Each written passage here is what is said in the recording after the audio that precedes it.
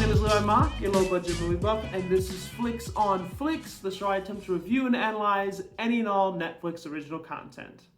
And today we're getting a little mad with Mads Mikkelsen's thrill-tastic cinema spectacular. That's right, today we're talking 2019's Polar. This level of screenplay was written by Jason Rothwell and directed by Jonas Arklund. But to give credit where credit is due, this is actually adapted from a graphic novel entitled Came from the Cold, written by Victor Santos. The story follows seasoned assassin Duncan Visla, the infamous Black Kaiser, played by Mads Mikkelsen, as he nears his 50th birthday. As per his company's policy, he must retire upon reaching the age of 50, and in return, he will receive $8 million in pension. Not feeling too keen on forking over such a large sum of money, the head of the company, Blut, played by Matt Lucas, sends out a team of his top assassins to put Duncan down before he has a chance to collect on that pension. Now, Polar was this movie that I had high hopes for, and when I first saw the trailer, all I could think to myself was, damn, how dope is Mads Mikkelsen? I mean, really, look at him. He looks like the OG Nick Fury from the old school comic books. Now, granted, this isn't the most original design, but damn if you don't look like the sexiest man alive with a pocket full of swag. Or to put it another way, a hitman in a porno movie. He just has this way of establishing true presence, whether it be intimidation, charm, ruthlessness, insanity, and he just does it all with just the softest slips of his sultry, sonorous voice. I'm very supportive of bake-offs. It's important you find someone you're comfortable with. May I ask why now? I mean, it's just beautiful. So when I saw Mads Mikkelsen as a sleek, sexy, seasoned killing machine, I mean, I was in. I was all in. And then I saw the movie. Well,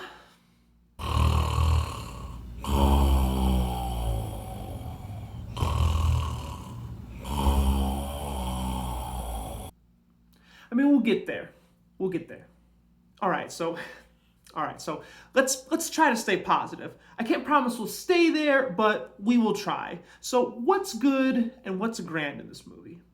Well, for the most part, this movie is shot quite beautifully, but I will say some of the color choices, as well as a few other stylized choices, do make you feel like you're watching two different movies at times. The movie does jump back and forth between Duncan the assassin and the team of assassins that's chasing him. And when it makes that jump, there's a definite shift in tone and feel.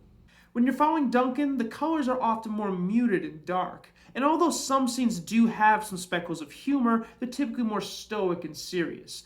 In contrast, when you switch over to the team of assassins, everything's bright, almost neon, and very comic booky in its presentation. The team of assassin scenes feel like they're constantly struggling to pick a lane between graphic novel and motion picture adaptation, as opposed to scenes with Duncan, which feel more like a sincere, artistic interpretation of the comic book source material, if that makes sense. Think of it as one trying to take a comic book shaped peg and force it into a movie hole, while the other is trying to take the same peg, but carving it and refining it until it's reshaped as a movie. Now, neither one is inherently bad, but it does make the story feel a little disjointed. But either way, still visually cool. And the action's not bad either. It's bloody, it's gritty, some of it's stylized, so that enjoyment is there in the movie. But what I really love is his first assassination mission. It really showcases his darker, more cunning side, because through a majority of the movie, he's actually more of a charming, sweet, older gentleman. But when he's in assassination mode, he is cold, he is calculating, he's efficient, and he is ruthless when it comes to his objective.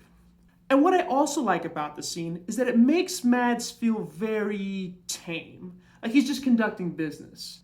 It really makes you wonder, just what is this man actually capable of, if pushed too far? I get a lot of John Wick vibes here. Oh, also, I will say there are some pretty great scenes of humor in this movie.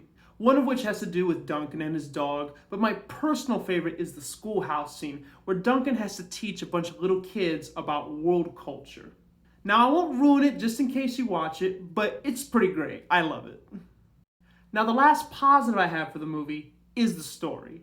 And there's a particular thread in the story that I really, really love, and it happens to factor into the conclusion of the movie. It also happens to factor into his PTSD, as well as a few regrets that he has surrounding a specific memory that he gathered during his time as an assassin. Now, if someone told me they didn't give two shits about this plot thread, I'd get it, I really would. But I just feel like it was the part of the story that shined the most. And I think the reason that it does is because of Mads' ability to give us a well-rounded character to study. One that gets more and more interesting as he moves closer and closer towards his goals at the end of the movie. It's partially writing, but I really think Mads gets the credit for this one.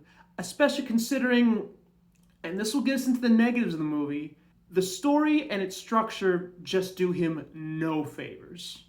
Now, I mentioned earlier that the story is sort of split into two parts visually and narratively. Duncan's life moving towards retirement and the rival assassin group that's hunting him down. Duncan's journey is fairly intriguing, but the assassin group's is not. I mean, it's just kind of there. Look, they're there for two reasons. One, to add some comedic relief throughout the movie, and also to just add some tension as they get closer and closer to finding Duncan. But they succeed at neither. Not for lack of trying, but it just doesn't work.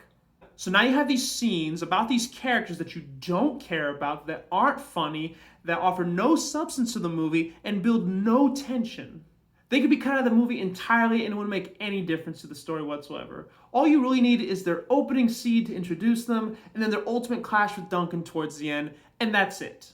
And not to rail on this too hard, but these scenes are such wasted potential. And if you have to have them, then there are elements within them that, if expanded upon, could make them more fun, engaging, and just overall worthwhile. Maybe. To the movie's credit, there are some times where it tries to humanize some of the rival assassin characters. Hinting at some romance, highlighting some of the ugliness of the work, how it affects them as people, as a team. But the movie just doesn't tap into that enough. I mean, none of the scenes even really highlight any of those assassins' skills. Maybe one scene in the beginning, maybe that one, maybe. I'm sorry for taking too much time on this one aspect of the movie, but I just gotta say, you could have just taken one assassin, just one. Let's just say the edgy Asian assassin. Let's say her, because she's slightly more important story-wise than the rest of her team. I think you could have taken her, this young, prominent, up-and-coming assassin, and just have her overly hungry to take down this old, seasoned, legendary assassin to prove her worth and just launch her into the stratosphere of the criminal underworld. That could have just given her so much more compelling motivation. And maybe, she's constantly hyping up the team around her because she wants this kill that bad. Mads is the Black Kaiser. That's supposed to mean something in this world. So killing him should be a huge deal. And maybe as time goes on, her ambitions cause discord among her team. And this makes them unfocused, uneasy, and it accidentally contributes to their ultimate downfall. Then she can be humbled and ashamed of her failure, so that way when she comes back a second time later in the movie, you now have a driven, interesting villain going off against a tired, beaten hero. That has stakes, that is drama, that is what this movie should have been. And that's the bottom line, 'cause Stone Cold said so. Alright, but that's enough of that. I just really need to get some of that out of my system, and I'm glad I did. But since we're already on a downslope, let's just rapid fire go down the list as quick as we can. So let's see, we have a lack of compelling villains and just characters in general. Pretty much everything that's not Mads Mikkelsen is just a dull spot in the movie. And you have a slog of pointless characters and scenes. And let's just be clear, pointless characters and non-compelling characters are two completely separate things. However, the ideas aren't mutually exclusive. Just don't get it twisted. But easily, one of my biggest gripes is that Duncan just felt unstoppable throughout the entire movie. And I don't just mean he felt untouchable because he outclassed everyone around him, like a John Wick. I mean, he felt untouchable because he just had serious plot armor. Freeze, little big boy!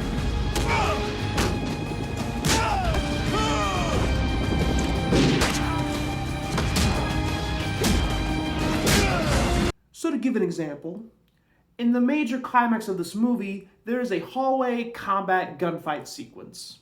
This is supposed to be Duncan's rise from his lowest point, where he's wrecked, beaten down, and tired.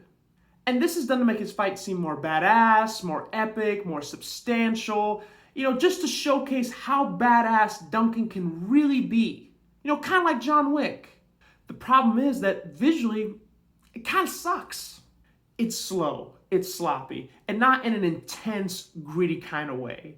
And despite a couple cool kills, it's not entertaining or believable whatsoever. There were like 100 times where Duncan should have been easily shot and killed or overrun by a horde of henchmen. But all the henchmen just make dumb choices or take poor shots, and Mads looks so slow in this sequence. It's just embarrassing. I get that the character's really old and wounded here, but the fight choreography and the cinematography could have just been so much better, so much more creative. In a world post things like John Wick, Daredevil, Old Boy, The Punisher, John Wick, this is just unacceptable. On top of that, you have Mads Mikkelsen, and he's not known for action, sure, but come on! I mean, this guy did Casino Royale, Doctor Strange, Clash the Titans, Valhalla Rising, and Hannibal. You ever see Mads throw down with Lawrence Fishburne in Hannibal? Well, I'm not going to show you this fight. Go watch Hannibal on Netflix. He's no Keanu Reeves, but he definitely could have showcased something special given the proper direction and choreography. Maybe not as flashy, but still something. If people came to see great action in your action movie, then at the very least, you should deliver on that. Bare minimum, you should deliver on it at least in the climax. But now that brings me to my final and most important note, if it has been hinted at enough already. It's just a John Wick knockoff. In premise, in characters, everything. Even down to the bird's eye view camera shots. And I don't mind that it's a knockoff. I get it.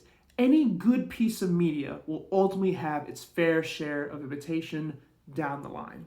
And sometimes it's good, in rare instances, better, but this isn't one of those times. In the end, Mads is enjoyable, there's some competent action, some stylized visuals, a definite level of intrigue, but it all ultimately just culminates into a movie that's mostly wasted potential. So in the end, I have to say that this movie is just very okay. The movie was very okay. I don't mean to come across as if I hate this movie, because I don't. I really don't. It's just that when I see it, when I look at it, all I see is a John Wick knockoff and wasted potential. Years of academy training wasted. Potential that, if tapped into, could have set it apart from John Wick, and it had so many chances to do so. Maybe it wouldn't have done enough to escape John Wick's shadow, but it could have made a statement on its own.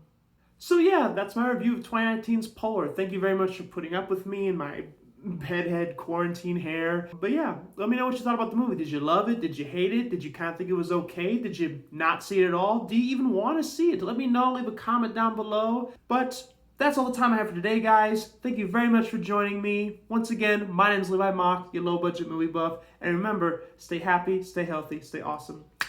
Stay you. Peace, guys. Bye.